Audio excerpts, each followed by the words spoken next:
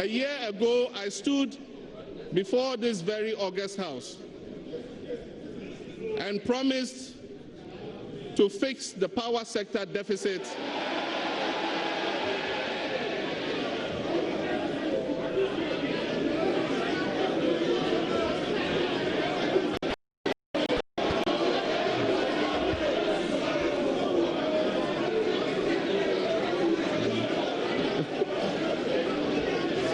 Mr. Speaker, a year ago, I stood before this very august House and promised to fix the power sector deficit that at the time had become a significant constraint to the economic growth and had become a major disruption of the lives of Ghanaians, both at home and at work. Mr. Speaker, this was a time of considerable national anxiety. A huge deficit in power generation had resulted in prolonged power rationing. Mr. Speaker, I was painfully aware of the difficulties this situation was posing to Ghanaians. Mr. Speaker, Ghanaians had to put up with long hours of darkness or spend money on expensive fuel to run their generators. Mr. Speaker, businesses faced serious disruption or saw their costs go up if they had to operate on generators. Mr. Speaker, on that occasion, I expressed my deep regret to the nation over the situation, and Mr. Speaker, I took full responsibility as President and leader of this nation and Commander-in-Chief. Mr. Speaker, I took full responsibility as Commander-in-Chief. It has not been easy. Mr. Speaker, it has been a year of hard work. Mr. Speaker, hard work that has made us achieve, Mr. Speaker, listen to this carefully. Hard work that has made us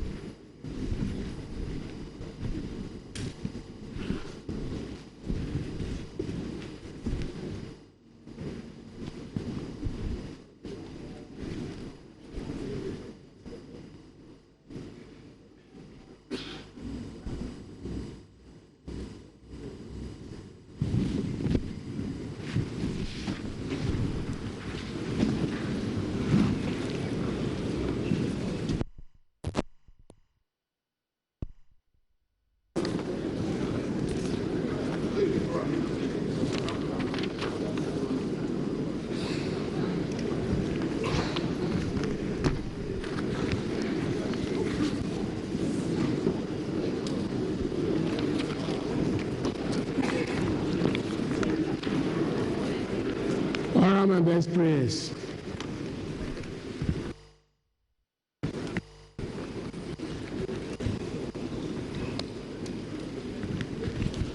Almighty God,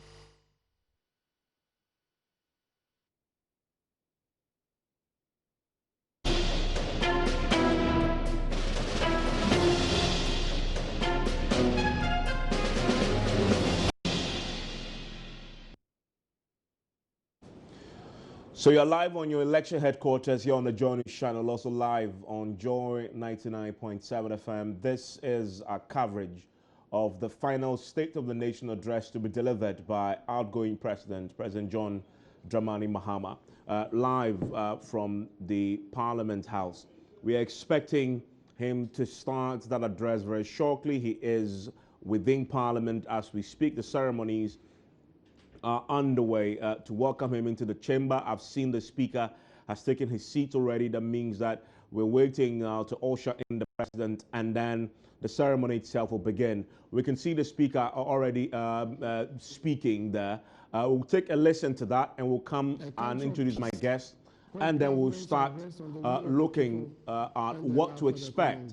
Really, we have our team there on the ground there in Parliament waiting to join us also.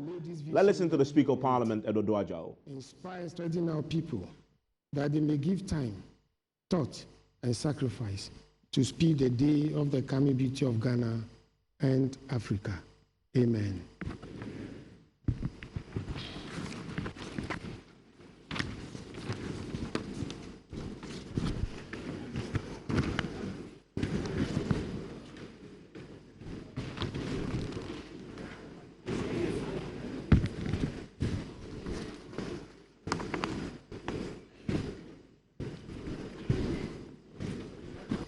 Members, may I invite the Honorable Majority Leader and the Honorable Minority Leader to join me to receive His Excellency, the President, at the Central Lobby.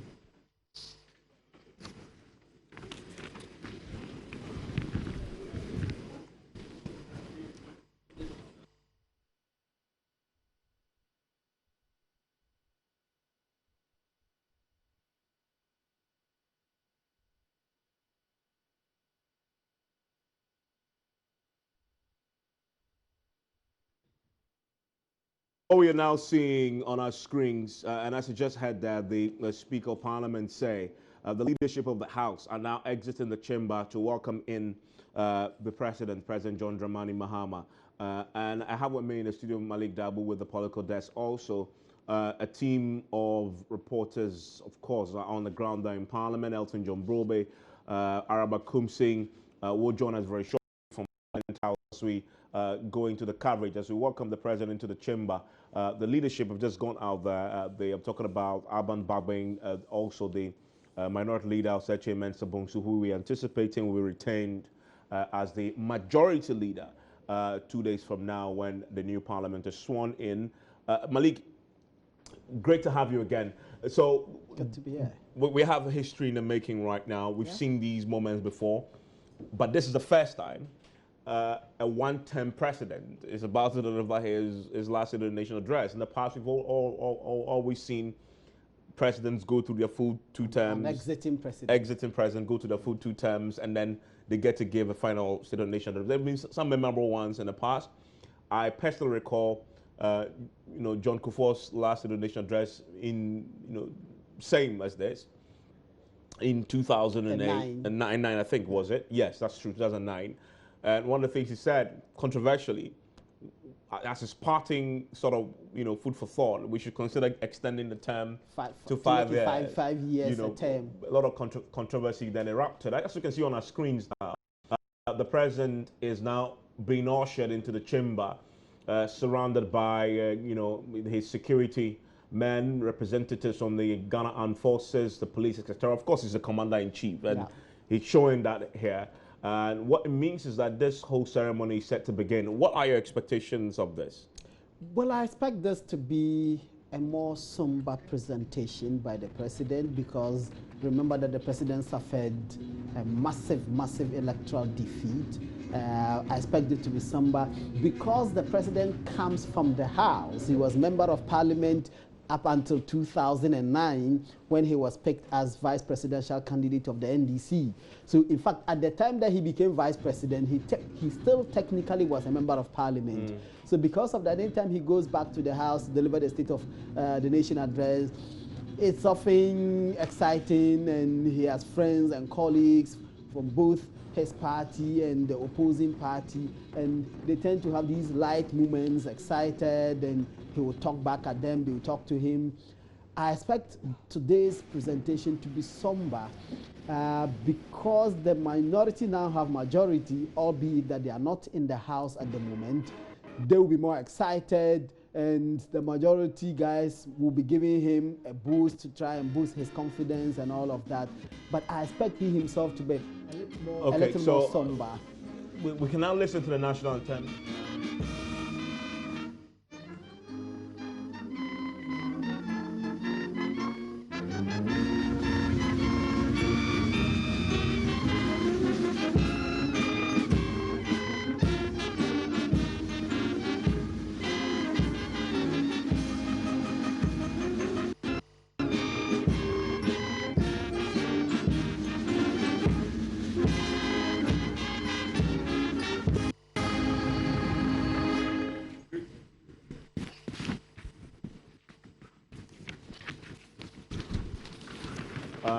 Now that he's seated, we have the vice president, we have the Speaker of Parliament, you have the president, in that order, seated and waiting for him to be invited to deliver his State of the Nation address. And Malik, we just that he sat now in a chair that in the next 48 hours will be passed on to the incoming president. It's amazing how power can shift quite quickly. Yes, and His Excellency the President is well, here. Okay, the Speaker of Parliament is now speaking. Let us into it. Article 67 of the Constitution to deliver a message on the state of the nation to this House prior to the dissolution of this Parliament.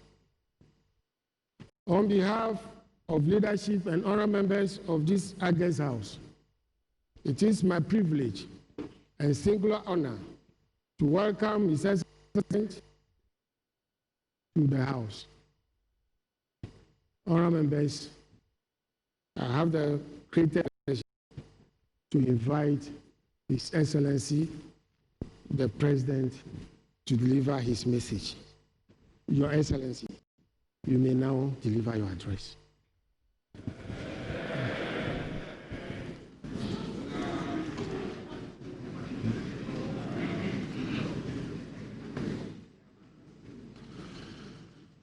Your Excellency the Vice President, Right Honorable Speaker, Your Ladyship the Chief Justice, Honorable Members of Parliament. Mr. Speaker, allow me to begin by wishing everyone a New Year, and let me say Afishapa. This hall that exists within these walls is a place where I've always felt at home. It was in this August House, as an MP for Bole Bamboy, that I began my political held public office. The residents of that community, Bole Bamboy, entrusted me with the privilege of representing their best interests in the national dialogue of policymaking and legislation. It seems fitting that I should find myself here in this same house, delivering my final public address, which will in effect bring to a close my tenure as president. I deliver this message on the state of the nation in fulfillment of Article 67 of the 1992 Constitution in advance of the dissolution of Parliament. It has been a rare honor and privilege for me to serve my country in the highest office as president. It has been a worthwhile journey, and let me seize the opportunity to thank God for His grace and to the good people of Ghana for the opportunity to serve you. May I also respectfully thank my Vice President, Mr. Speaker, Her Ladyship, the Chief Justice, and honorable members of this House for the cooperation and solidarity I have enjoyed during my tenure as President. Mr. Speaker, the purpose of this specific State of the Nation address is to let the people of Ghana know where we stand as a country as the baton of leadership passes from one leader to another. Where are we in this race, so to speak, insofar as nation building, and how is Ghana faring when compared to other nations in Africa and, of course, in the world? Our world has become an increasingly complex one and unpredictable. Majority of economies around the world are sailing against strong headwinds. While the economic crisis and the slowdown in the growth of the Chinese economy has affected the growth of emerging and has resulted in a fall in world demand for commodities. The United States of America makes a slow but steady recovery. The recent increases in the U.S. interest rates means more money is leaving emerging markets and being reinvested back in the U.S. Coupled with the fall in commodity prices on the international market, this is causing an adverse economic outlook for lower middle-income economies like ours. Changing climate has made the world weather more unpredictable in our part of the world. Deforestation, sea erosion, tidal waves, erratic rainfall, more severe harmattan are becoming the new normal. These are wreaking havoc on non-irrigated agriculture and power production from hydro sources. The rise of insurgency and failures in North Africa and the Middle East, and religious fundamentalism, and increasingly in Africa, stretching from the Africa, Central Africa, East Africa, all the way to the Horn of Africa. Our sub-region has not been spared, and attacks as close as Burkina Faso and Côte d'Ivoire have brought the reality of possible terrorist attacks closer to our doorsteps. This is a global context in which our country has had to survive and make progress. Mr. Speaker, at the start of our term in office and for many years prior, there has been national dissatisfaction at the declining standards of education at the basic and secondary levels. Lack of access to both basic and secondary education has meant that many children were being left behind. A shortage of professionally trained teachers, teacher absenteeism, shortage of core textbooks, resulting in a situation in which 4 children shared 1 textbook. Dilapidated schools, lack of science laboratories and workshops, among others, manifested in declining results at the Basic Education Certificate Examination, BECE, and West African Secondary School Certificate Examination, WASSCE. Our vision under my administration has been to turn this situation around and not only improve access to education, but also improve the quality of education. Mr. Speaker, we're witnessing a significant improvement in our educational outcomes. More children than ever before in our history are having access to education at the basic levels. With the distribution of free textbooks, children have access to all the core textbooks and no longer have to share. In excess of 2,000 dilapidated schools, popularly referred to as schools under trees, have been replaced. Teachers are more available and are more evenly distributed than has been the case in the past. Teacher absenteeism is down from 27% to below 9%. Mr. Speaker, this has led to more engagement hours between teachers and students. The construction and population of 47 newly built community-day senior high schools means that more students are able to continue their education beyond the basic level instead of dropping out of school. These investments we have made results and reflecting in the performance of our children. Performance at both the Basic Education Certificate Exam, the BECE, and the West African Secondary School Certificate Exam, the WASSCE, have seen remarkable improvement. The very last batch of BECE students recorded the highest number of students obtaining a raw score of about 500 marks in the history of this examination. Mr. Speaker, we're recording improved performance in many public schools in the WASSCE across the country. During the Best School Awards ceremony, many rural and public schools are outperforming some of the better-known urban and private schools. Ghana has consistently, over the last 3 years, taken the 3 top spots in the West African School Certificate Examination. Mr. Speaker, the Progressively Free Secondary Education Program, under which we have absorbed the major fees paid by day students, has this year been extended to cover 140,000 boarding school students.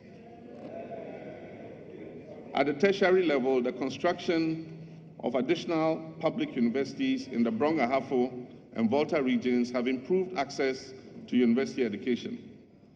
The shortcutting for work to start on the University of Environment and Sustainable Development in the Eastern region, the conversion of our polytechnics into technical universities, the creation of 3 autonomous universities out of the University for Development Studies are all creating additional opportunities for students to pursue courses at the tertiary level. Mr. Speaker, in the area of healthcare, the situation was no different. Many Ghanaians were denied access to quality healthcare. Although in 2004, the Kufuor administration had commenced one of the most famous social intervention programs in the health sector on a broader scale, after years of experimentation, the National Health Insurance Scheme utilization was low due to lack of access to health facilities. The sector was characterized by a severe shortage of trained health professionals. Our vision of my administration has been to provide improved health facilities and trained health workers in all nooks and crannies of the country. Construction of new regional hospitals in Bolgatanga, Wa, and Accra is dramatically improving the health outcomes for tens of thousands of people.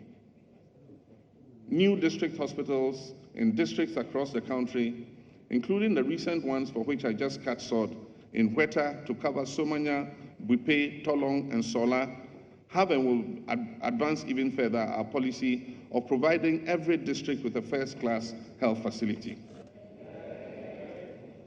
Mr. Speaker, new polyclinics, health centers, and CHIPS compounds have also helped to bring quality health care to the doorsteps of our people.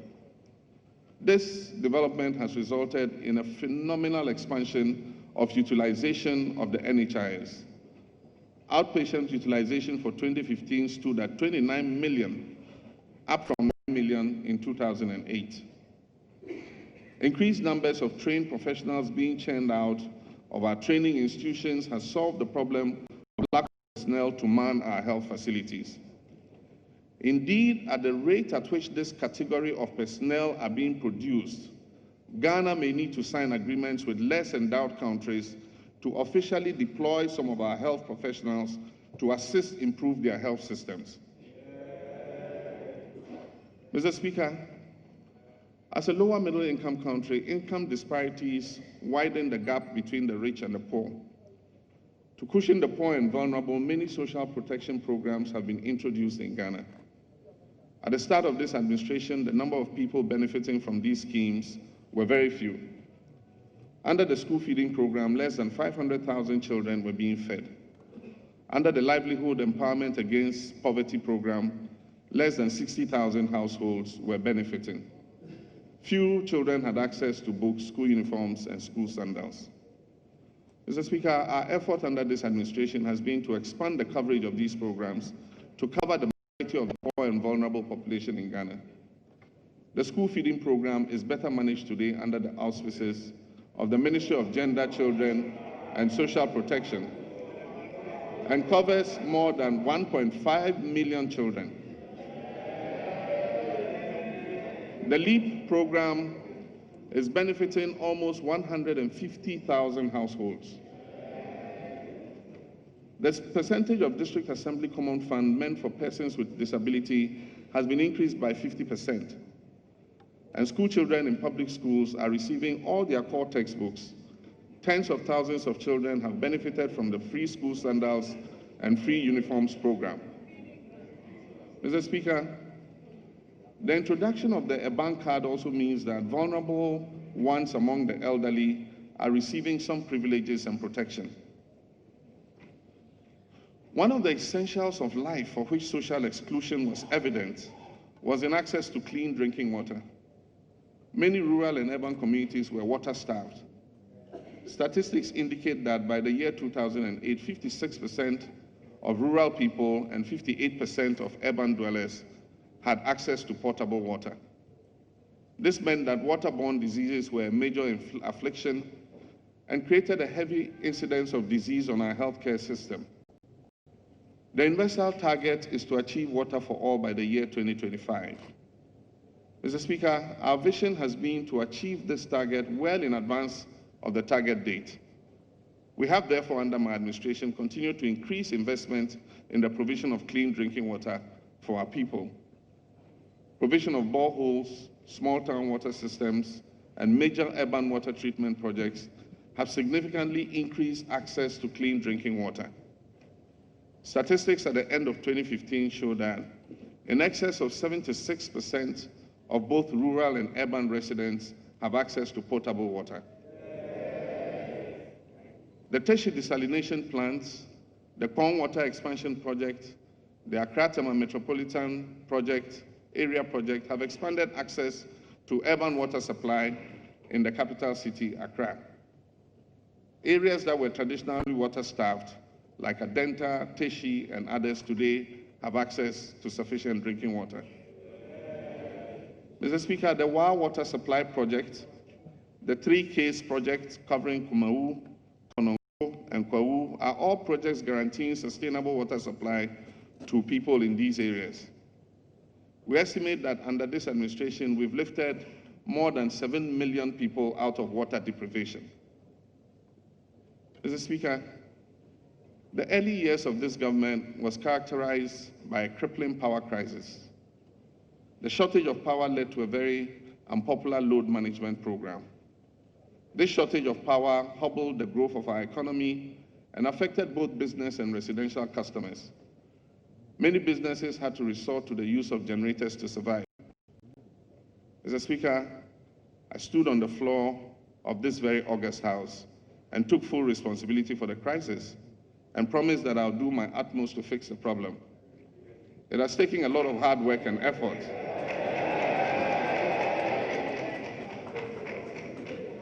Mr. Speaker, it has taken a lot of hard work and effort.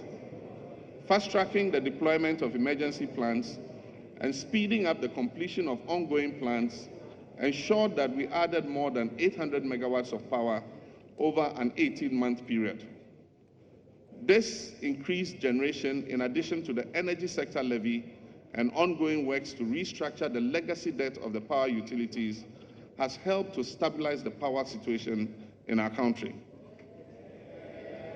With the expectation of more domestic gas from the TEN and Sankofa fields, Ghana is entering into an era of energy self-sufficiency. Indeed, the warning signals have started sounding about the danger of overcapacity and excess redundancy in our power generation sector. We have agreed to work with the World Bank to rationalize the addition of new plants and ensure that we achieve optimum utilization of existing plant capacity. Mr. Speaker, access to power under my administration has continued to increase. Ghana has one of the highest access to electricity, estimated to be above 80% currently. Additional pending electrification programs like the China Water Company program and the Hunan Energy projects will bring even more communities onto the national grid. As a Speaker, we inherited an economy that was running a high deficit with increasing inflation and interest rates. It was also characterized by a rapidly depreciating currency. This unstable macroeconomic environment created an unfavorable investment environment both for indigenous and foreign capital. Our forum at Senchi was an attempt to forge a consensus for a homegrown fiscal consolidation program. Mr. Speaker, the Senchi outcome eventually became the basis for the IMF extended credit facility that we are implementing. The ECF program, as it's called, has resulted in an improved macro environment, which has seen a in inflation inflation and interest rates, a new public debt management strategy is also seeing a steady decline in the public sector debt, estimated to have dropped from nearly 75% to below 65% currently. Our currency, the cedi, has also this year enjoyed relative stability, depreciating at just above 4% this year. Mr. Speaker, while the deficit target for this year might be missed on account of inability to meet revenue targets, it is important for us to continue to pursue fiscal consolidation in the third and final year of the IMF program. Multiple causes are responsible for this inability to meet the target. Reduced lifting from the Jubilee field on account of the turret-bearing problems, non-realization of some expected non-tax revenues such as the sale of electromagnetic spectrum, reduced cocoa export revenues, and higher than expected election-related expenditures.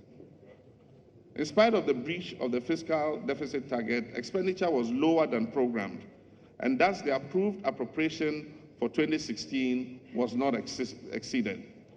Mr. Speaker, it is believed that we continue a diligent implementation of the IMF program till the end of 2017 in order that we can create a stable and sustainable economy. Mr. Speaker, Ghana's economy is still the second largest in West Africa, with a GDP of almost $39 billion. Ghana has also moved up 13 places in the Ease of Doing Business Index and is currently considered number 1 on the World Bank Index for West Africa. Mr. Speaker, there was widespread dissatisfaction with the road network in the country. Complaints covered poor state of urban roads, feeder roads, and highways. Many hours of sitting in traffic caused frustration and discomfort for urban commuters. Poor feeder roads and pothole-ridden highways increased maintenance costs for drivers and in turn led to increased fares and transport charges for goods. My tenure of office has seen some of the most massive investments in the road sector in the history of Ghana. My vision was to finish off road projects inherited, such as Achimota of Ankor, Awoshi Pokwase, Soko Line, Tetekwashe Adenta, etc. We also commenced and completed the Kwame Nkrumah interchange. We fast-tracked the construction and opening of the Kaswa Overhead Bridge. We completed the Airport Hills Bema Camp network of roads and completed the 37 Elwak Trade Fair Road.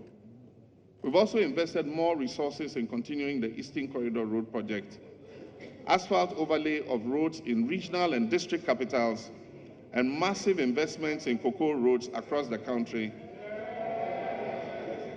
These have opened up our country significantly.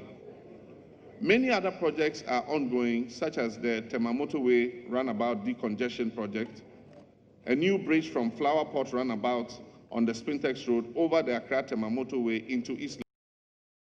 The others ready to commence with financing arranged, such as the Obichebi-Lamte Interchange, the Pokwase Interchange, and the Motorway Expansion Project, amongst others. Mr. Speaker, the transport sector has also experienced marked improvements under this administration. Incentives such as reduction in cost of aviation fuel, improved airport infrastructure has seen a massive increase in both domestic and international travel. The Terminal 3 project at the Kotoka International Airport is progressing fast, and when completed will make Accra the most favored aviation destination in the whole of West Africa.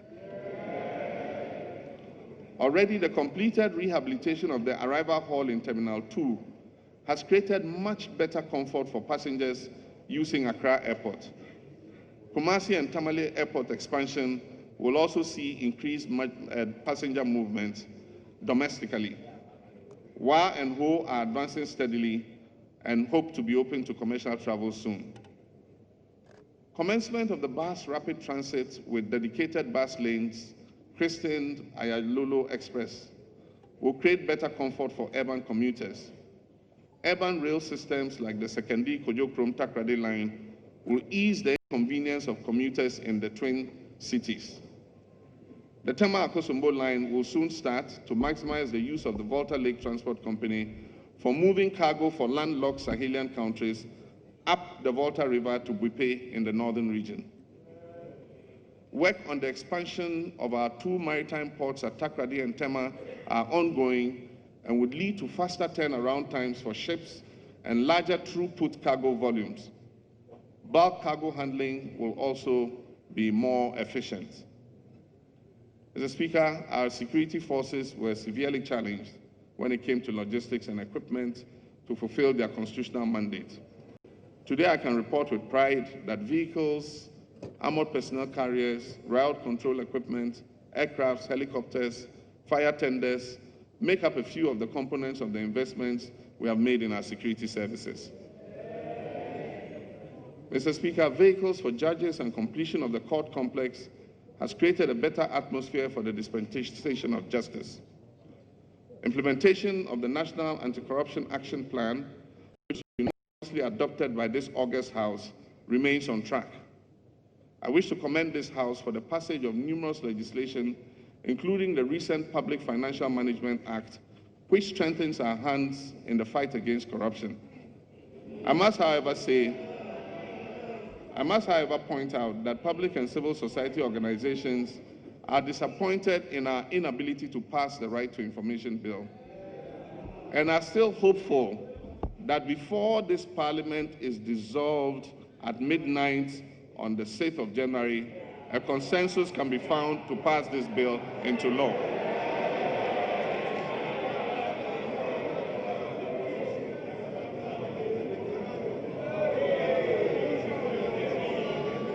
Mr. Speaker,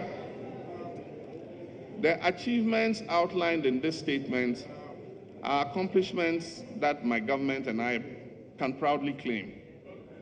But the state of our nation at any given time, where we are in the race, is the result of more than the visible gains made by one individual during his tenure. Every president inherits the unfinished work of his predecessor. Every president benefits from the seeds planted by his predecessor. Seeds that could not be sown during his predecessor's tenure. Mr. Speaker, indeed I believe if politics could be described as a sport, the one it would most closely resemble is a relay race. It is a sport that relies as much on the individual's achievement as it does on teamwork and cooperative effort. The true test of that competition is in the passing of the baton. So too with politics. Mr. Speaker, President Jerry John Rawlings started the structural transformation of this economy under the Economic Recovery Program. This program restored Ghana to a path of growth, which he handed over to President John Ajekun Kufuor. President Kufuor continued the Economic Adjustment Program and under HIPIC initiative, achieved significant debt reduction, implementing new social intervention programs such as NHIS and the Livelihood Empowerment Against Poverty Program. He passed these on to President Professor John Evansata Mills. President Mills commenced the Eastern Corridor Road Project, the University of Ghana Medical Center, which I inaugurated yesterday, the Kotokraba Market, the Cape Coast Stadium, and a host of others which I inherited and completed. Mr. Speaker, my administration commenced the construction of new community-day senior high schools, a policy of progressively free secondary education, construction of the Eastern University, investment in many infrastructure projects that are ongoing, and many others that will actually commence under President Nana Addo Dankwa Akufo-Addo.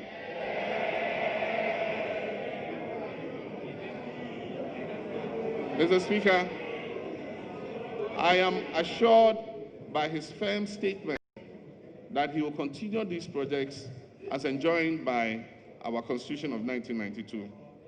Mr. Speaker, I wish him all the success in this regard.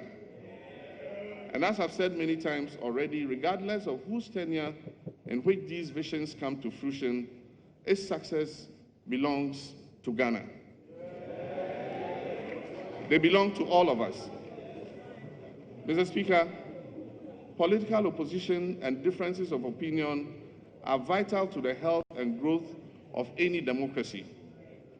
Political parties are formed when people of similar ideology come together to move their agenda forward in a way that best serves their country's interests.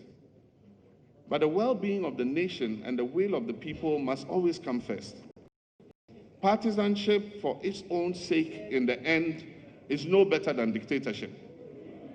If we look around the world, we can so clearly see the deep divide that blind partisanship is creating in nations with democracies that are even far older than ours. We can see, too, the divide that it is threatening to create in ours if we are not careful. Already it's taking a toll on our morale and our sense of optimism. It has given way to a cynicism that is as dangerous to the incoming political party as it is to the outgoing.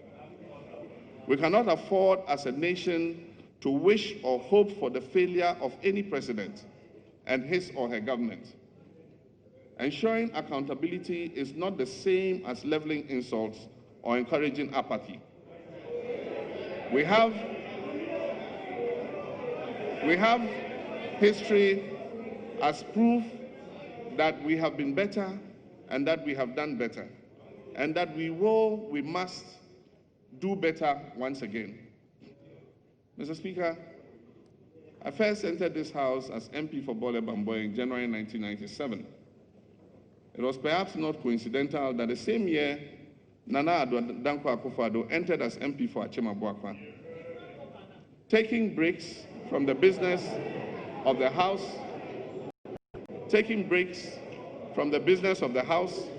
to grab something to eat at a snack bar, Nana Addo always took the counter, his signature white handkerchief tucked into his sleeve. Johnny, he would shout in greeting as he preferred to call me.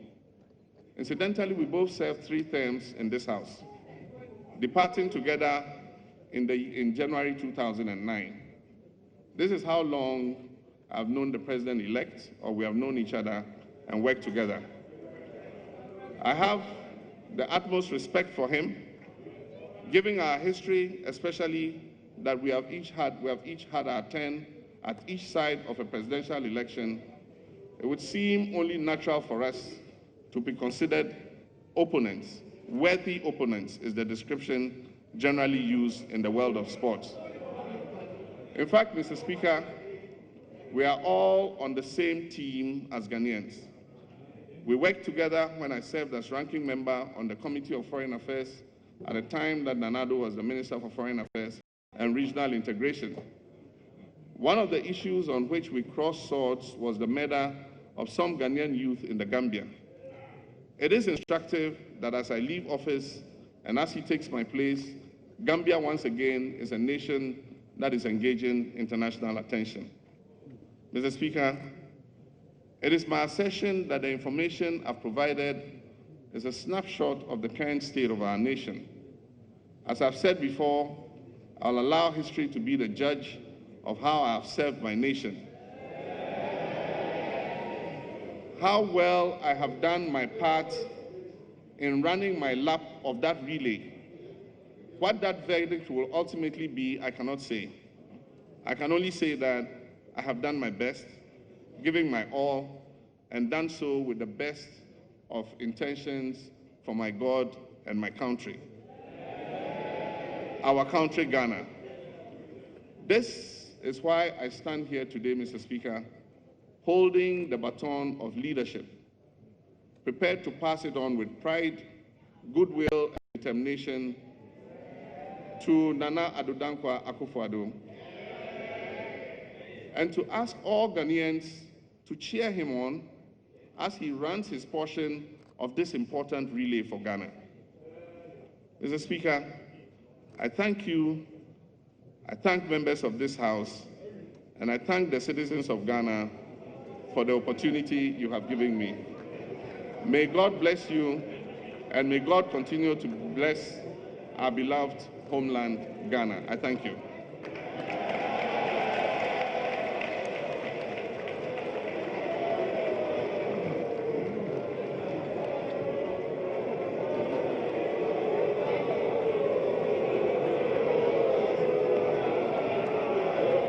Congratulations.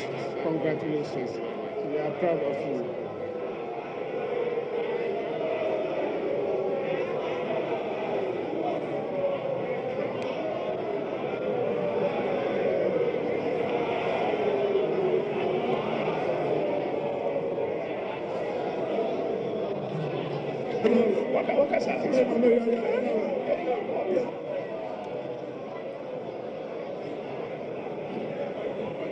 On the floor of Parliament right now, members on both sides of the House, some of them wearing white, waving their white handkerchiefs. The President has taken a seat after his rather brief State of the Nation address. Let's listen to the Speaker of Parliament as he wraps up the proceedings on the floor.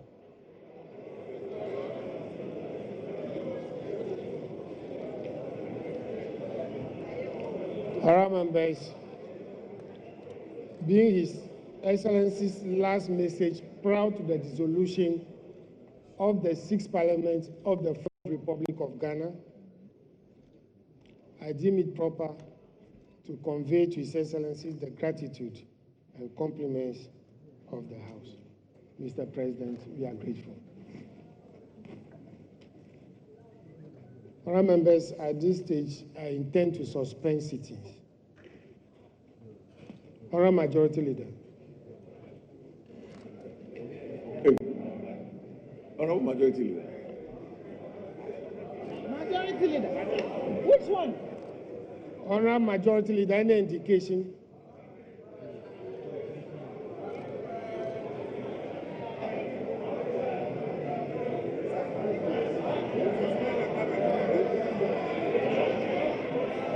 Thank you. Thank you very much, Mr. Speaker. Mr. Speaker, I can only take a cue from your statement that you intend to suspend sitting. I would have loved that we do some more business. But I think it would be unfair and out of all terms of a protocol to detain our distinguished invited guests here, including His Excellency the President.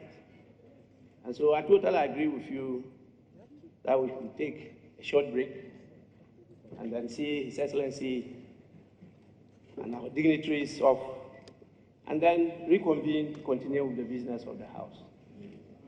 It's with this that I support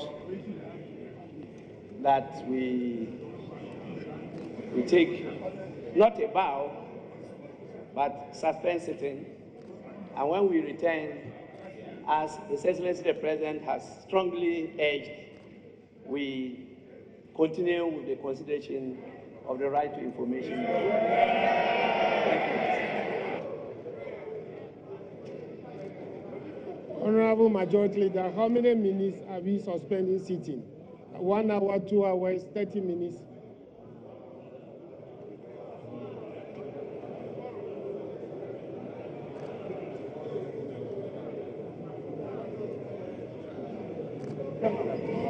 Mr. Speaker, the sense of the House is that we take an hour's break. I just got that sense by sign language. And some decided to catch my ears. So I think that 1 hour will do for the House. Thank you very much. Honourable Minority Leader. Speaker, I also take a cue from what you have said and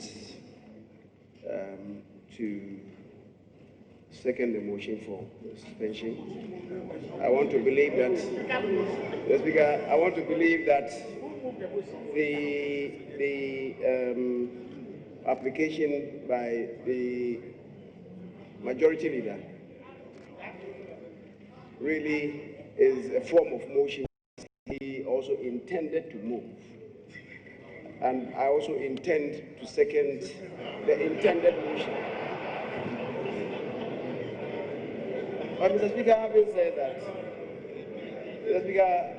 said that, I'm still wondering whether in the dying embers of this extra time, this House may still find space and time to work on the right to information bill. Mr. Speaker, it is a very important, we all recognize that it's a very important bill. But I do not think that it will do us any Honorable good. Minority Leader, I believe that the message of the Excellency the President is very clear, that we should build consensus on the matter. And I believe that that is for leadership of the House to decide in consultation with the House, of course. So we decide whether we take it or not. We should not discuss it on the floor this time. If at the end of the day there's no consensus, there's no consensus. So I would suggest that leadership take this matter, because you may realize that since objection was taken to this law, I have decided to be on a silent protest in presiding over this House, because I believe that it's a very important law for this country. I want to plead with leadership that they should go back and do the consultation which they started some time ago. If there's consensus, we will take it. If there's no consensus, well, that's another matter. Honorable Minority Leader. Mine was just a comment on a comment. It was just a comment, and an innocuous comment on a comment. Nothing more than that. And let me emphasize that we all recognize the significance of this bill. Nobody should have any illusions about that. And we'll pursue what is right. We'll pursue and do what is right. Thank you very much.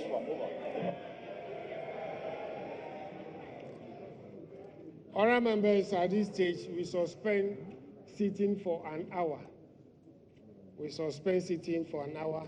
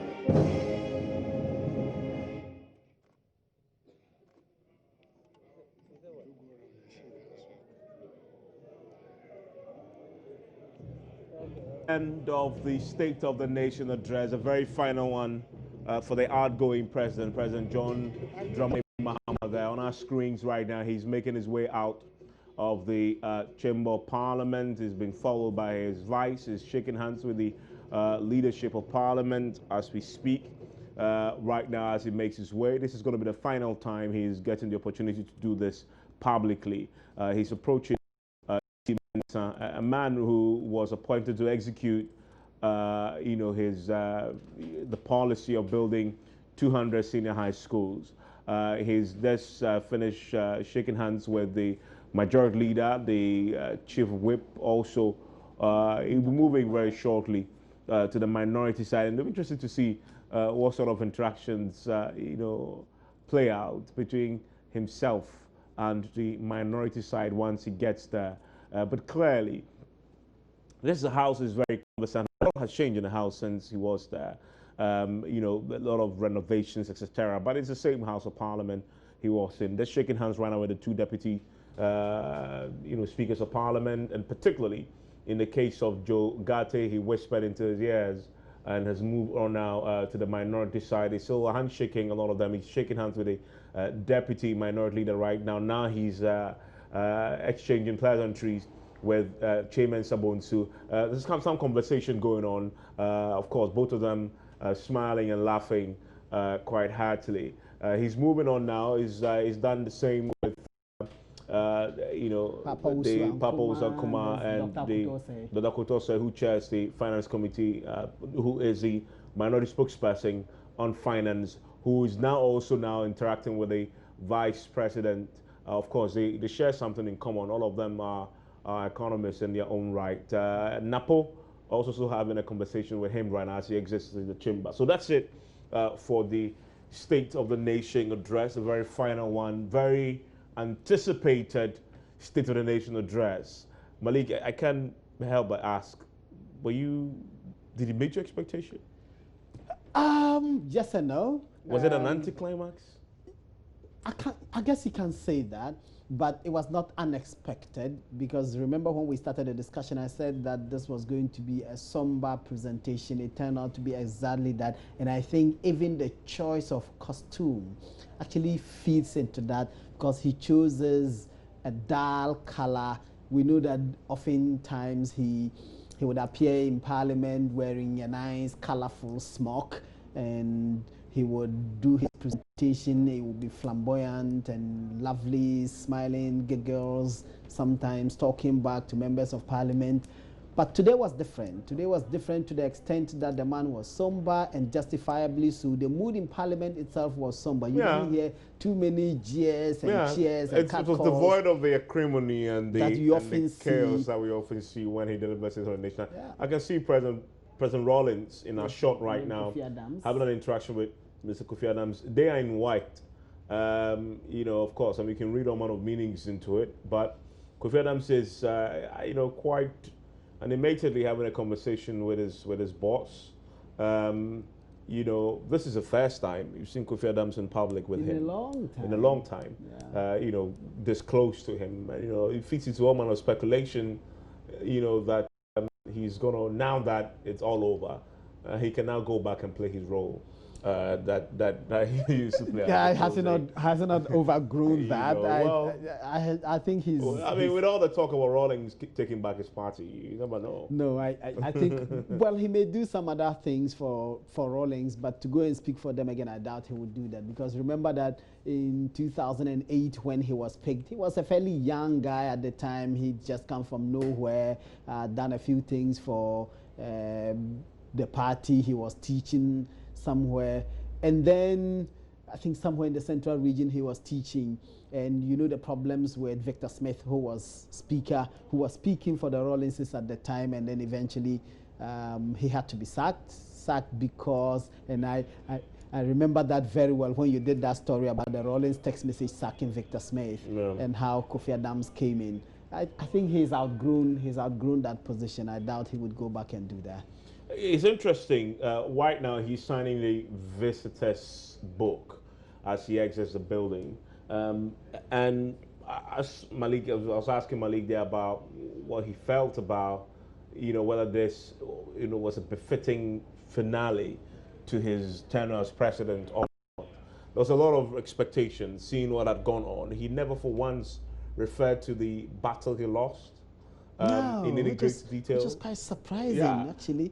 He didn't go into it at all. Stay clear of any, suggestions, because a lot had gone on since he considered defeat. People have said all manner of things about his appointees, etc., etc. He was magnanimous, I think the word is. He simply went on with the business of telling them what the State of the Nation is. He went on, broke it down into, of course, breaking it down into the main sectors that he did, starting with education. He talks about the international economic environment, talks about education, goes on and talks about health, social interventions, the power sector, the economy. He goes on to talk about issues of corruption, roads and infrastructure. He talks also about governance, and of course the handover of the transition period. But I was expecting him to at least say something about what had just happened in elections, but he didn't. Surprised? Well, not surprised, because it's a sore point for him.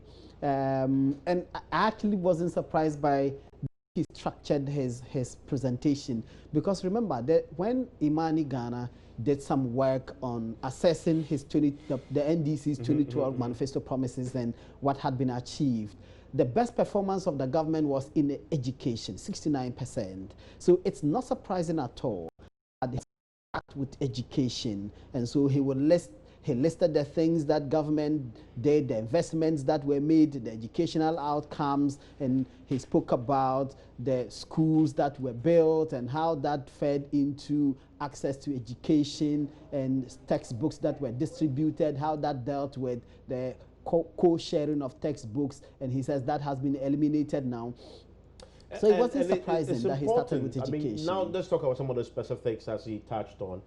As you were talking about education, it's important to note, and it's just a theme that will run through all the things he said, essentially telling us that he's leaving behind a legacy of a turnaround in almost all the sectors. In fact, every sector he touched on, he sort of talked about.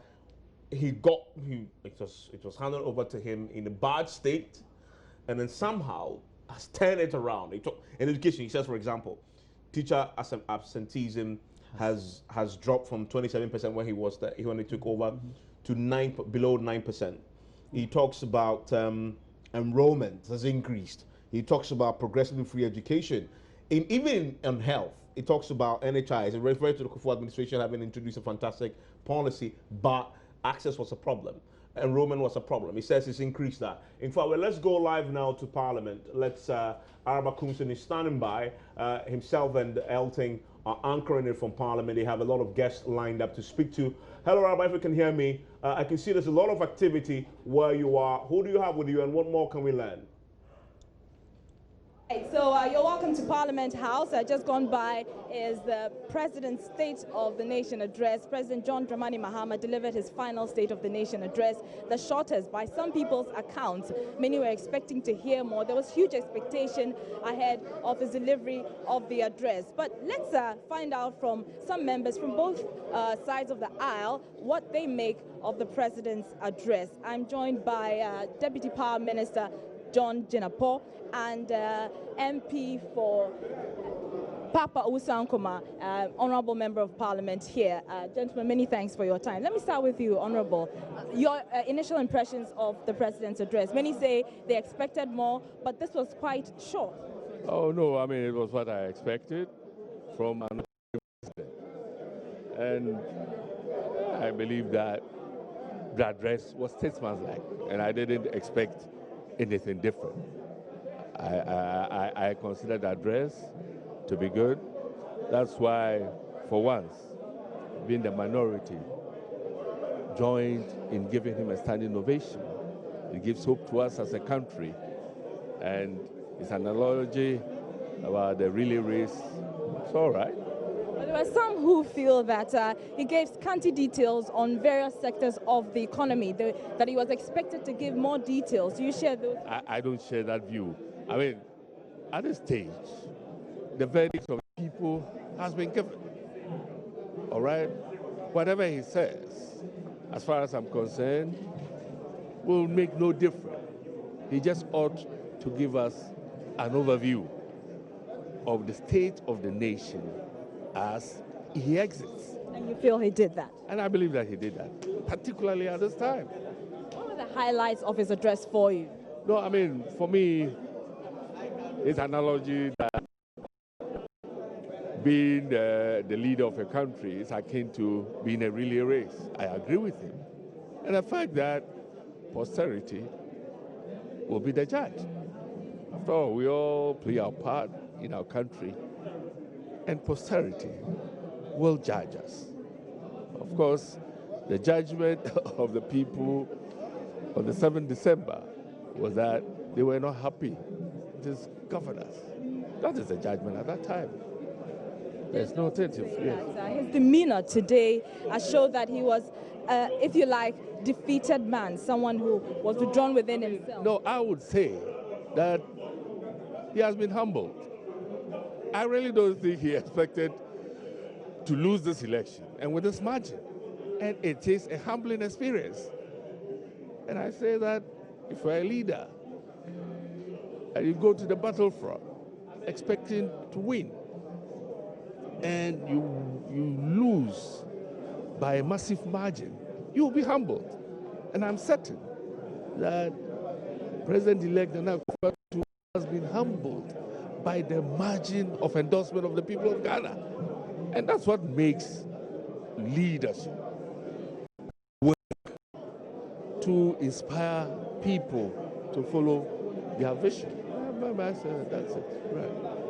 Thank you very much, Honorable. Let's turn to Deputy Power Minister John Jinapor here. Now, he talked about energy, and energy and power was a major challenge during 3 years of President Mahama's administration. But he mentioned that he pledged to fix it, and to a large extent, he had fixed it. But what are your impressions of the President's address today? I think that it was very brief, it was succinct, it was straight to the point. And everyone who listened to the President could tell that the President hammered very much on patriotism. That irrespective of our political differences, irrespective of the outcome of the elections, we are one people with a common destiny. And that the developmental agenda of the country does not end with a truncation of one administration or the other. I think that for me is very, very important. And I think if we can imbibe that and psych ourselves the way the President is preached, I'm sure that this can be a better. Don't forget that in other countries, they hardly witness this. Smooth transition of power.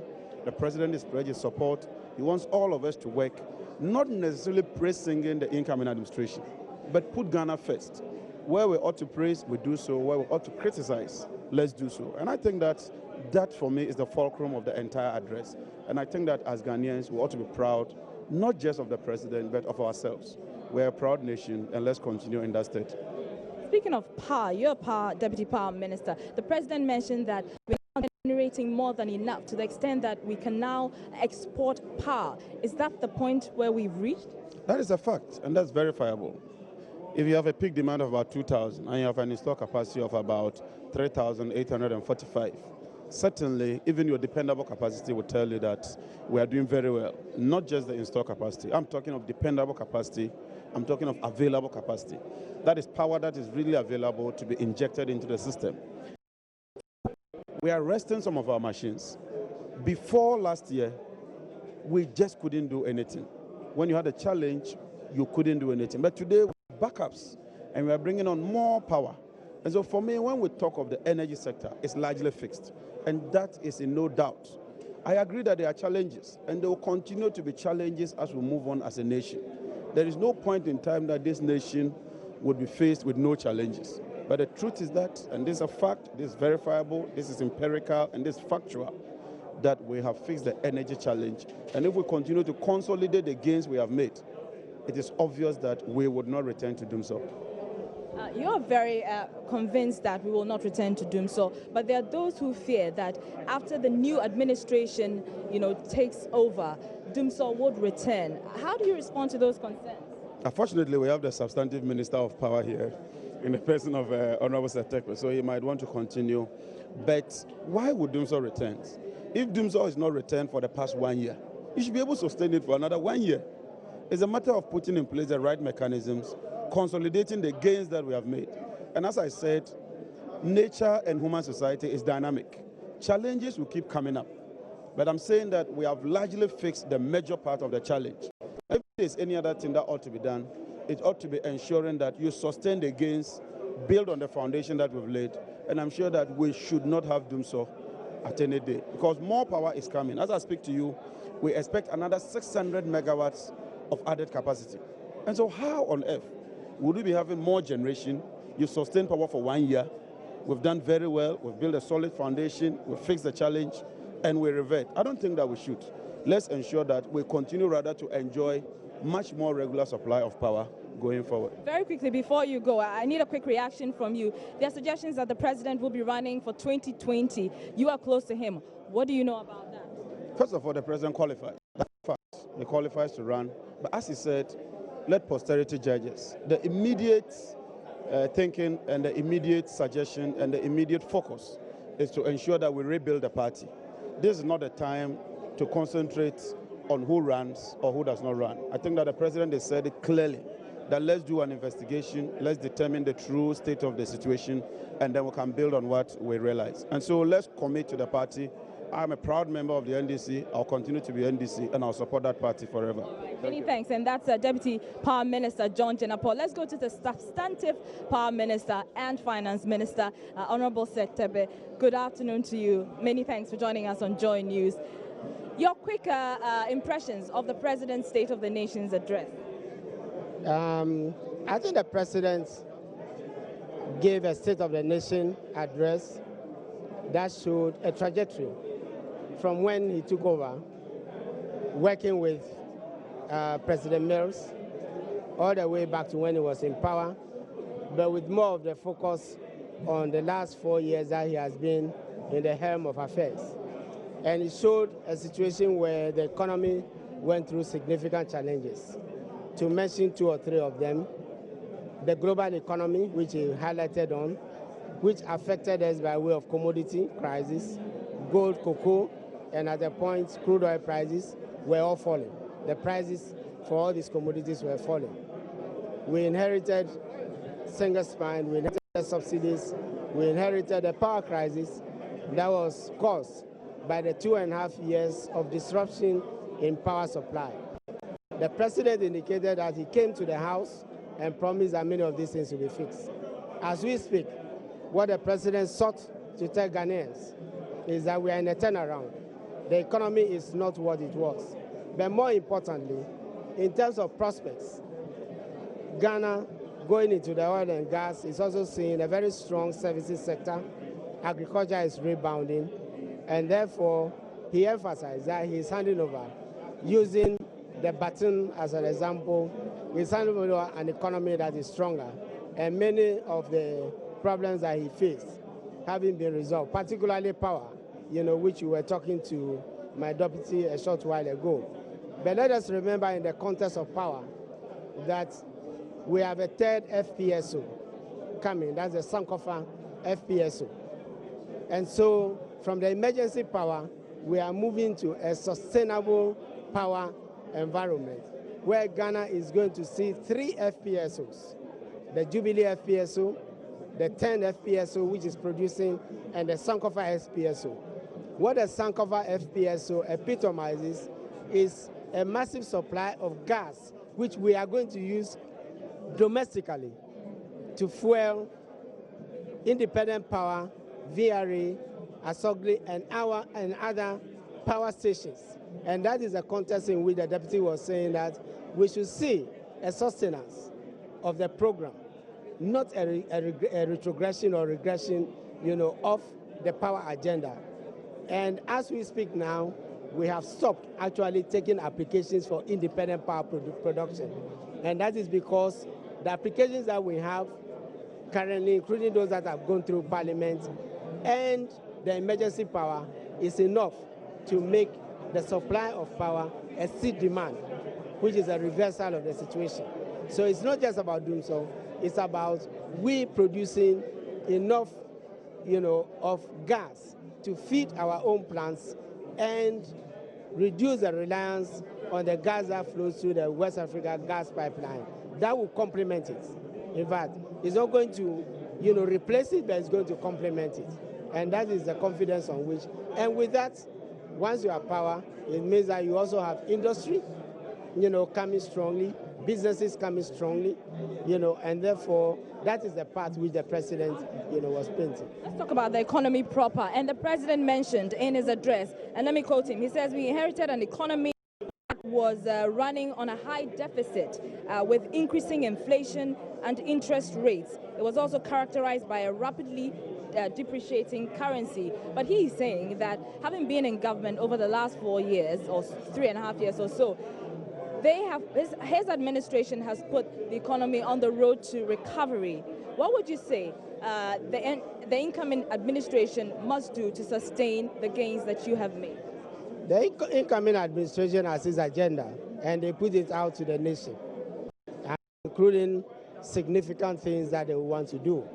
It includes promises. What the president has said, my president, whom I serve, what he has said is what he inherited, as I was saying.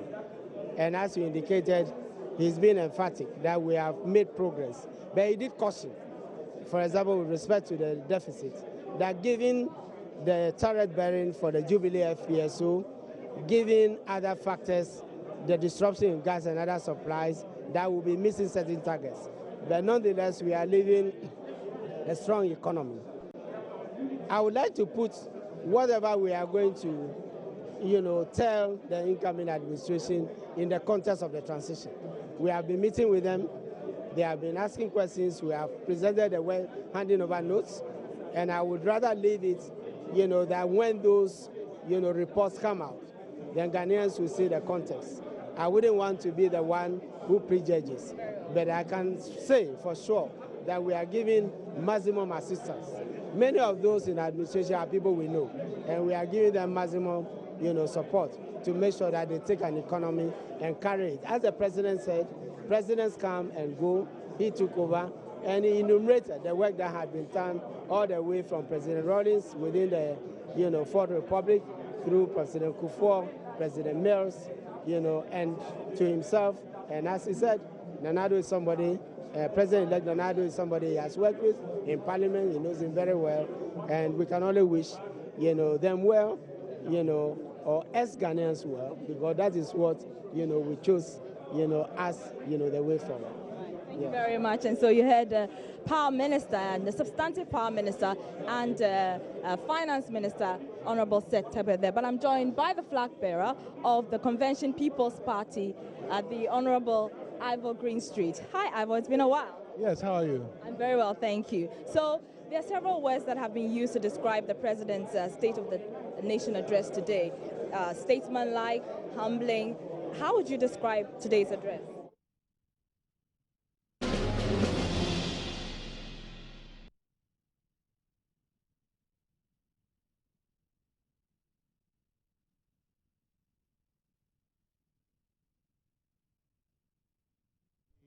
Needed to unite as a nation to ensure that the next president has the opportunity to carry out his own mandate too. Well, what would be your takeaway from this address? There are those who say that it was too short. They didn't. There was huge expectation. They had expected him to say more. But what about you? What was your takeaway from the address? Well, I think in substance.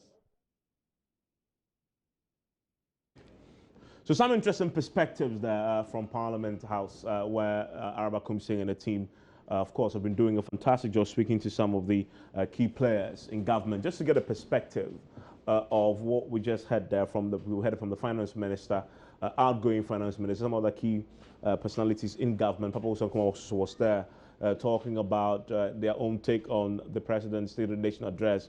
It is important to note what John Jinapor said there about the power situation. In fact, we can go back now and listen to Ivor Greenstreet, the presidential candidate of the CPP in the just ended elections. Politics that we are given now to insulting each other instead of constructively criticizing each other. Is that something that you share? Well, I'm not sure whether I share that. I think the nature of partisan politics is that it is always heated. There are always heated exchanges, whether in the Senate, in America, or in the Houses of Parliament in the United Kingdom or around the world. So I think the important thing is that when you have confidence in your policies and in your programs and in your agenda, and what you are doing is going to inure to the benefits of the people themselves will see what it is that you have done, and they will continue to support you. Finally, he has some kind words for the incoming administration, particularly the leader of the incoming administration, Nana Akufo-Addo, president-elect. He said that they had served 3 terms in Parliament together. He knows him very well. They work together on foreign affairs issues. For you, what are your expectations of the incoming administration? Well, I think they themselves have ensured that we as a people in the country have high expectations of what they seek to achieve in terms of the promises and the policies they hope to introduce. The outgoing governments are claiming that they are at least leaving a more stable economy, which they can then come and build. We wait to see, but I believe that they will put together a competent team of hardworking people, some new people, some with experience, and we hope that they will hit the ground running and that we will begin to see the effects of their work within a year or two. Thank you very much. And that is a flag bearer of the CPP, Ivor Green Street there. I'm now joined by the Honorable Minister for Petroleum, Honorable Emmanuel Kofi Boah. Many thanks for your time. It's good to be here. Happy New Year to you. Yes, Happy New Year. So you've been in Parliament for a while now. How different was this State of the Nation address from, previous one? Well, clearly it was straight to the point, and I think really of the work that the President has been doing. And I think if you clearly listen to President Mahama, in all the sectors that he touched, it was very clear that he had a real impact the last 4 years. I feel very, very interested in some of the things he said in the transport sector, industry that has completely transformed. In the energy sector, clearly, and I think Ghanaians will remember him for his leadership. 800 megawatts infused in our system in 18 months. With indigenous gas production is really a monumental achievement that I think the people of Ghana will forever remember. I think that it is very, very clear that the work of the new government is cut out for them in terms of what is ahead of us. When he talked about access to electricity, he talked about where we've reached over 80% access to electricity, almost in Africa on top, except for South Africa. We are close to universal access. And so if you ask me clearly, the work for the new government is basically to continue on this path, and the country will be good for it. All right, thank you very much. That is Minister for Petroleum, the Honorable Emmanuel Kofi Boah. And at this point, we'll take a break and go back to the studio. We'll get more reactions from the members of Parliament as well as other political personalities here. Ara Kumsin there, and Ara Kumsin will join us very shortly also. Elton Brobe will also join us very shortly with some more analysis from some of the key guys in Parliament. Malik, just before we got the insight from some of the key members of Parliament, they were having a discussion about some of the key things he was saying. We're just talking about, let's talk about the energy sector, because we just finished hearing from the sector minister, who of course is touting the achievement of the current government about what they've done and how he believes they will be remembered for. If you look at the power sector, and for me, I made a note here. The president said, of course, that they have now stabilized the power situation, and they are moving towards energy self-sufficiency, to the point that he's saying to us that the criticism now, the concern now is we are going to have too much installed capacity, to the point where we'll have too many redundancies in the system. That's a good place to be. That's a good problem to have, because if you have more, then anytime one system goes down, you have something else to follow on. Yeah. But I noted the use of the word stabilized. In the past two State of the Nation addresses, he's used the word fix. I don't know if you paid attention to it. In fact, in the 2015 State of the Nation address, that's when he famously said, "We have been here before in 1998, etc., etc. I intend to fix it. I owe it to the Ghanaian people. I, John Dramani Mahama, will fix the energy challenge." You remember that famous one? Yes. Now, that's in 2015. Then in 2016, he uses the word fix again. Now, in this particular context, he says he has fixed it. And that is just last year. Last year, January or February, I think it was, when he says, "A year ago, I stood before this August House and promised to fix the power sector deficit." He goes on to say, it is a measure of, it says, "I deeply regret any hardship this may have caused, but if we are to fix our energy challenges permanently, then this decision was absolutely important." He goes on to talk about the fact that he's fixed it. Yeah. This year, he's talking about stabilized. And for me, I'm really myself. He's realized that the power challenges we are having is not something, because when you say you fix, there is permanency to the pronouncement. Absolutely. Which is, it's never going to happen again. But when you say stabilize, you're telling us that you're leaving room for a bit of, okay, if there are blackouts again, there may be challenges that may account for that. Of course, we've already had that possibly we might run out of gas going into next year. That might bring back some of the challenge, even though you have heavy installed capacity. That is the president exiting now knowing that somebody else is going to come in who possibly will be telling us the real state of the power sector, and it might be found out if, in fact, he keeps on insisting that this has been fixed and that the power returns. And Evans, it's understandable why he would say this, because remember that in 2014, I think speaking at a church program, I think in the Christmas festivities in December 2014, he actually said that when the power challenges were rife, and that he had been called John Dumso, and that when the power challenges had been fixed, nobody was mentioning him again, and that people had forgotten. Then in 2015, the power challenges came back with vengeance. So recognizing this and recognizing that in that 2015, he said that previous government had managed the power problem. He was going to fix it. 2016, he said he's fixed it, but he's realized that even after he said he fixed it in 2016, yes, there were still problems. In fact, only 2 months ago, there were ASEB, that's Africa Center for Energy Policy, and other organizations actually said that we were buying power from Ivory Coast. True. John Jinapor was called, the same John Jinapor who spoke to Araba a while ago. He was called and asked, are we buying power from Ivory Coast? He didn't want to give a straight answer. Kujo Yangsin insisted on the Super Morning Show on Joy FM. Eventually, he agreed. He considered that, yes, we are buying power, but we are buying power not because we don't generate power, but we are buying power because it is cheaper at this point to buy power from Ivory Coast than to generate same in Ghana. That was the explanation he gave. So, and there were sufficient doubts as to whether we would be buying power and why Ivory Coast could generate power at a cheaper cost than we were generating, and to the extent that we would go to Ivory Coast and go and buy power. Given all of this, it's completely understandable why the president would now say, well, we have stabilized it. He said, look, in 18 months, we increased our power generation capacity by 800 megawatts of power. The bigger challenge that we face as a country is not often the installed capacity.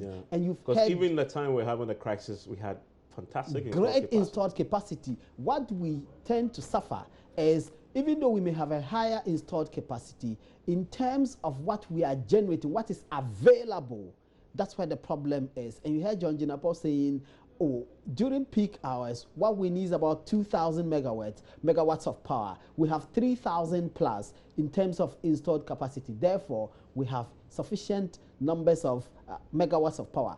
The problem is you may have installed capacity, but to find a fuel to generate the capacity that you have to supply power is where the problem is. So you have Ameri, you have Tatco, you have Tico, you have Asogli, you have all of these, you have car power, but you have to spend hard money to get power, to get energy to fire them. So if you're using heavy crude oil, heavy fuel energy, if you're using gas, and we know that sometimes Tuabo is not able to generate sufficient gas to power Ameri and all the VRA plants in Tema. When you are unable to do that, you have challenges, and that's why on some occasions we have to go to Ivory Coast and go and buy power. I think the president recognizes this, and he knows that the incoming government may point some of these out and may put out some facts and figures that may create problems for him. So he says, look, we have managed the situation. We have stabilized things. We have to still make some more investment going forward. We have installed capacity, which is good enough, but we must spend the money to bring in crude oil where necessary and to deal with the gas problems, because you know that Sankofa and others are still being worked on. Once we get enough from Sankofa, once we get from the 10 projects, and that's the Chunibwa, Enyira, and Tome gas oil fields, once we get gas from those ones, in addition to Atuabu, then we can have sufficient gas. Tell you what, talking about the power sector, in fact, Arba Kumsing is standing by right now with the ranking member on the Energy and Mines Committee, Katie Hubbard. I've been impressed. Number one, it was short. Number two, to the point. And the fact that he found it in his heart to praise his predecessors. And the fact that he also called for national unity. And more so, something else he did. You see, until recently, the political discourse in this country was devoid of expletive, deletives, and insults. But on a particular political party, it became literally insanity broke loose in the country. He is calling for that to end. And I thought that was a very important statement made by him. Would you say that was a highlight of his address for you, or what were the major highlights? No. I mean, you know, I expected that he literally was going to recount some of what he would claim to be achievements of his 4-year reign. That's what I expected. I expected to be talking about the Parliamentary Road, talking about the Eastern Corridor, and then, of course, the Dubai, whatever. Dubai. He did make reference to the Kwame Nkrumah interchange. Kwame Nkrumah interchange. That is the Dubai one, isn't it? That's how you dubbed it. You dubbed it Dubai. I mean, when it started with the structures, I thought it was actually going to be very beautiful. But when I mounted it, I got surprised why Ghanaians dubbed it Dubai, because it's nothing like anything in Dubai. It's an ordinary flyover. But anyway, I expected that the president was going to talk about some of these matters, and really that is what he did, and I can't fault him. He talked about President Rawlings handing over to President Kufuor, and the fact that President Kufuor carried on with some of the projects, all in the interest of a single constituency, and that's constituency of Ghana. And he expected that the incoming president would take the baton from him and then continue from where he left off. I thought it was not boring. We didn't have to go through the Castro-Cuba type of thing that he subjected the United Nations to some time back. We didn't have to do that. I thought it was to the point. You know, we weren't going to argue with him. The fact that he describes some of the things he did as his personal achievement does not necessarily attest to the whole truthfulness of it. I mean, give us specific. What are you? I mean, if he talks about for a fact that he was the person who put the school feeding program on a proper footing and all those things, kind of things that he said. I mean, the social interventions that he talked about. We are quite prepared to give him the latitude. I mean, there's a president who is on his way out. He suggested that he's achieved this much. And I think you couldn't criticize it, because in the end, for me, if you ask about the highlights of this statement, is the fact that he said that posterity would judge him. For me, is the gravamen of it all, is the crux of it. History would, from the 8th of January, start.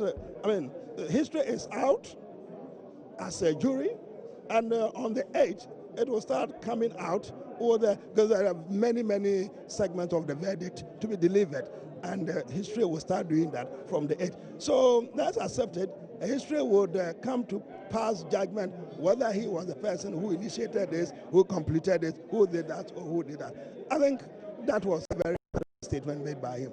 But on the whole, it was a very level statement. It was devoid of all the political pronouncements. This is what you expect a statesman, and particularly a president who served his nation for 4 years and who is about to bow out of the scene. That's what you expect him to say. All right, many thanks. That's MP for Adanse Asokwa. Got it right? This is the last time we're going to discuss my constituency. You don't know it, don't call me again. Thank you very much, Honorable Katie Hammond. I'm also joined by Deputy Communications Minister Felix Kwashifosu. Happy New Year to you. Happy New Year to you. All right, now, so what's your verdict of the President's State of the Nation address? Well, it was a relatively brief address, but it nonetheless captured the essence of what he has been doing as president in the last 4 years. The occasion called for a more sober, reflective approach to the delivery of the State of the Nation address, and I think the president did well in that regard. In times past, he has provided a more exhaustive account of his stewardship, but Ghanaians are quite familiar with his achievements as president. Therefore, there was no need to go back and rehash all those things. The need arose for a more concise and, if you like, summarized version of what he has been doing in the past. I think he delivered it well. He touched on the issues that matter to the people of Ghana. He highlighted the gains that have been made in the years gone by, and also spoke about the challenges that we confront as a country.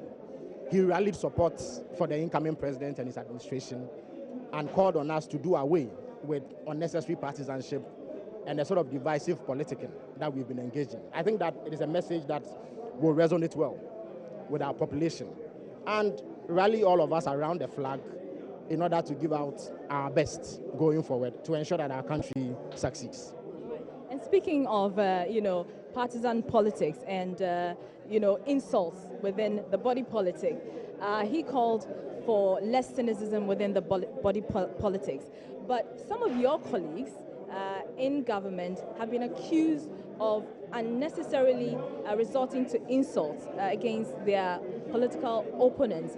How do you respond to concerns like these? Unfortunately for me, those concerns do not appear to be steeped in empirical facts and evidence. You see, it is surprising that any objective political watcher in Ghana can conclude that it is the National Democratic Congress and appointees from that party that engage in insults, when in fact there exists a body of evidence which is a result of a scientific study by a credible civil society organization, the Media Foundation for West Africa, which shows that consistently it is actually the New Patriotic Party that has come up tops in terms of the use of abusive and insulting language. How does anybody look at this glaring fact and make the sort of postulation that you just put out? You see, on a political platform. But the leader of your party, former President Rawlings, had cause to describe some of your colleagues as babies with sharp teeth. Well, I'm not sure that if you want concrete scientific proof of the group of people who engage in insults, you just simply take a description given by one individual and pass it off as that kind of evidence. The evidence must not be visceral or anecdotal, it must be scientific. And the results should be acceptable to all. I have just drawn your attention to the existence of very empirical research. Indeed, the Media Foundation for West Africa covered a broad range of media outlets over a period of time. And since 2012, when they started, the MPP has consistently come up tops. It is not possible for anybody to say that the source of insults and vituperations in our body politic today is the National Democratic Congress. And we have been in Ghana. Look, today if I ask you to tell me off the top of your head the most abusive politician in Ghana, I'm sure you will know who it is. And it is not an NDC person. You know that. What insults have not been directed at state institutions? President Mills, President Mahama. What insults have not been directed at them? But it is the case that in politics, some room is made for verbal jousting. A pot shot here, a pot shot there. It happens the world over. It would appear to me, however, that there are some who measure the ability or capacity for people in the NDC to perform by their relationship with the leader or leaders of the NPP. In other words, if you happen to have criticized the leader of the NPP, then you must be unsuitable for public office. But when the roles are turned, it doesn't matter how much you've insulted the president or how much you've disparaged other leaders of Ghana, you are suitable for public office. I think that the analysis has to be fair. We have to be deeper in terms of the analysis that we make of the problem. It is not a desirable situation to have a situation where insults dominate our political landscape. If we want an end to it, it is great, but we must be fair in finding out what the source of the problem is and not seek to ascribe it to one political party alone when the evidence points otherwise. I think that it is most unfair to do so. Now, speaking of Nanado, let's talk about the incoming administration. Nene Akufo-Addo yesterday announced some members that would assist him at the presidency yesterday, many of them young people. And you're on record as saying that he's hypocritical by choosing to select young people when the NDC or John Mahama also selected same, and he was criticized. Why do you say so? First of all, I indicated clearly in that interview that I will be rooting for all these young people. Indeed, about 4 or 5 of them can be classified within the youthful brackets. I personally know Eugene Ahin because we were schoolmates at some point. I also do know Samuel Abujina, very good of mine, and I want them to succeed because I believe that their success will be Ghana's success. However, I questioned the approach adopted by some critics of President Mahama and President Mills. The same standard that they used to measure the appointees who were given opportunity to serve by President Mahama and President Mills does not appear to be the same yardstick they are using to measure the appointees of Nana Akufo-Addo. It cannot be said that young persons in the MPP who are relatively inexperienced are suitable for public office. But persons in the NDC who fit the same description are unsuitable for public office. Like I said, there must be candor in public discourse. If you are against a certain phenomenon, you are allowed to voice the same concern. But you must be fair, and you must be consistent and factual in the sort of analysis that you make. But nonetheless, I wish these young people well. Again, the time has come for us to break a certain barrier, which suggests that wisdom or knowledge is only the preserve of a certain category of people, that you must be of a certain age, and you must have had a certain background to be able to contribute to national development. I beg to differ respectfully. Look, there are developing countries that are headed by people who are youthful. Until recently, the Prime Minister of Italy was in his 30s. America got a relatively young president in the person of President Obama. When David Cameron became leader of the Conservative Party, he was not 40 years. Canada has Justin Trudeau, a relatively young person. And these are people leading developed countries. It cannot therefore be said that young people have no stake in running the affairs of a developing country. I think that the MPP has only been caught in their own web. They sought to take political advantage of the age and youth of persons appointed by President Mahama. But I don't think that fundamentally or in principle there's anything wrong at all with giving young people an opportunity to succeed. Let us measure people by their outputs and what they do to contribute to national development. The fact that you disagree politically with somebody, or you may not have liked something that the person says, doesn't mean that he or she should not be given opportunity to contribute to national development. I find that dichotomy very, very worrying, and that is what I expressed in the interview that I granted yesterday. Thank you so much, and that is Deputy Communications Minister Felix Kwakye Fosu there. I am joined now, let's turn to the Honourable MP for Esuojaman, Honourable Kofi Osei Ameyo. Happy New Year to you, sir. Thank you. Happy New Year to you. All right, so very quickly, tell us your brief comments or impressions of the President's address today. Well, the President was a statesman. He came in, addressed the House the way he has all the time. The important comment that he made that I found very refreshing was his attempt, as it were, to justify his tenure again to the people of Ghana by telling us, enumerating the works that he has done. Now, Felix Fosu Kwakye was talking about people should be judged by the output of the work they do.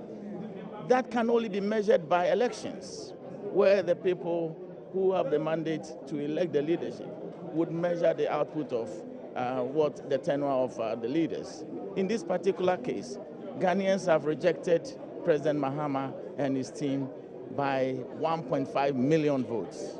That is indicative of the fact that it has got nothing to do with the age of a person or the campaign rhetorics that we were all advocating. But the bottom line is, look at our constitutional arrangements, including how we get our leaders in place. It says the mandate is with the people. And once the people have spoken, it is assurance that they measured your output before voting. So to come here after the people have rejected you to justify that you have done so much is too little, too late. The horse is bolted. You are now closing the door when the horse is bolted. I believe that the president has been taken out. In fact, he is the first sitting president to be taken out in this constitutional dispensation. And for me, I believe that he's done his bit. Ghanaians have spoken. Let us get the new government, Nana Akufo-Addo's government in place, His Excellency President-elect, and let him move the country the way he promised Ghanaians. We'll come to Nana Akufo-Addo's administration, but let's stay on the issue of today's State of the Nation address. You are an experienced member of Parliament. You've been here for quite a number of years. What differentiates today's statement or address from those he's delivered in the past? Well, the president has admitted clearly that he's going. And so he'll give us a summary of what went on during the elections, the way he spent the public funds, and justifying it basically, and to thank everybody and to thank the House for the work that we have been doing in passing legislation for his administration, and insisted that the right to information bill should be worked on today. We believe that the president has had 8 years, 8 good years, from vice president, president, and now he's after leaving it so late, telling us to pass it. I think that NPP administration under Kufuor, President Kufuor, also had the opportunity to pass that bill. Yeah, but we now have another opportunity to pass it, and we will pass it. Is it likely that it could be passed within the next 24 hours? I doubt it. I don't think so. It will not happen because it is rushed. The parliament is closing. We are 48 hours or 24 hours in handing over. I don't think it is proper for us to pass it. This parliament cannot deal with that issue because it has not been dealt with comprehensively in the House. It will be a rush work, and I don't think it would happen. That's my opinion. And finally, speaking of the NPP, incoming NPP administration, Nana Akufo-Addo just yesterday announced some names of people who will be assisting him at the presidency. What do you make of those names that have been announced? Fremont Pare will be his chief of staff, and we have some young people in there as well. The president-elect is an experienced politician, and he's had all these years to put these things together. So I believe the president, by naming these people, have reposed confidence in them, and I can only call on the people that the president has reposed confidence in to be diligent, work hard, so that the vision of the president is realized. I believe that the president has the mandate or the authority to appoint, and he's appointed them. And we ought to congratulate the president for moving so steadily and so speedily to appoint his team. And I believe by the time they finish the swearing-in ceremony, the president and his team, especially those close to him, will be in position to then take over and run. Suggestion that some of the people he has appointed to assist him, for example, John Jenapa, who's deputy chief of staff, there are suggestions that he is too young and inexperienced. What do you make of such concerns? You know, the president-elect made a very important point that Abu Jinapor has been with him since a young lad, and that he has started as an errands boy, worked his way to become a lawyer today, and the president has so much confidence in him to appoint him to that position. Is it a question of loyalty or is it a question of competence? Both. Capacity to deliver? Both. You need competence as well as loyalty. The two go hand in hand. So they are not inextricably, you cannot pull them apart. So they are inextricably combined. So for me, I think the president knows why he has appointed Abu Jinapor, and I believe that Abu is a fine gentleman. He will do a good job at the position that he has been given, and we just have to encourage him. Now, Kwachu Ofosu even made a point earlier that it doesn't matter the age of the person. Trudeau in Canada, how old is he? About 35 or thereabouts. So to be a deputy chief of staff is not beyond Abu Jinapor. I think he is a nice boy, a nice gentleman, and he will do it. He will do a good job. Okay, thank you so much, Honorable Kofi Osei Ameyo there, MP for Isuijaman. I am now joined by the MP for Kwadaso, Honorable Akoto Efriye. Efriye Akoto. Happy New Year to you, sir. Same to you. I haven't seen you for a while. I've been around. You've been around? Yes. Not in Parliament? Not in Parliament, but still working for Mother Ghana. But your quick initial comments or impressions of the President's address? I was a bit surprised at the President's address because he's talking about, more or less, it's an extension of his campaign messages, which is emphasizing infrastructure. And we know what has landed here, where it has landed in, with a massive defeat. So I would have thought that there would have been a rethink about the whole idea that you are emphasizing infrastructure instead of job creation and income generation. Some of your colleagues on the MPP side, the minority side, say that he was statesmanlike. They expected it to be short and concise and precise and not to go so much into detail as he has been doing in the past. Yes, I mean, part of it was philosophical. Of course, he's leaving office, so he's talking about reconciliation and all that. But for me, that is the frills on the whole thing. The central issue is to do with the concerns of the Ghanaian, which is his living conditions. We know that per capita incomes have been falling. We know that the poverty has been on the rise. We have all kinds of issues with the economy and so on. So to me, the message should actually focus on how we are going to, first of all, recognizing the priorities of Ghanaians and how we are going to help to solve that problem. That's the core. I mean, the rest of it is just the flowery thing about changing buttons and so on. Ghanaians don't need that. We are in a very desperate economic situation where people cannot pay their bills, rents are, utility bills are even higher than rents, and people are struggling to make ends meet. Farmers are struggling to meet their family obligations because agriculture is collapsing.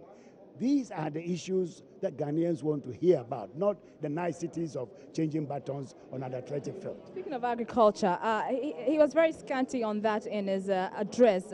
What do you make of that? Are you surprised? He has nothing to report. It's one of the worst performing sectors under the 8-year rule of the administration. Why do you say so? Oh, yeah, I mean, the indicators are very clear. I've been saying it on the floor of Parliament. I've been writing articles about it. Everybody knows my views. What are the indicators? The indicators are clear. The per capita, the annual growth. And you've just been listening there to a man tipped to become our next agric minister. And so we'll wait to see how that pans out after January 7th on Saturday when Nana Addo Dankwa Akufo-Addo is sworn in as our new president. But we'll return to Parliament very shortly because we have far more views to bring for you to you from Parliament, some more analysis also. Malik and I will be delving into some of the key things that the president said, the way he said it, what he said, what he didn't say, and what that means going into, of course, his next phase of his own life as an ordinary man, just like myself and you. More analysis on the way.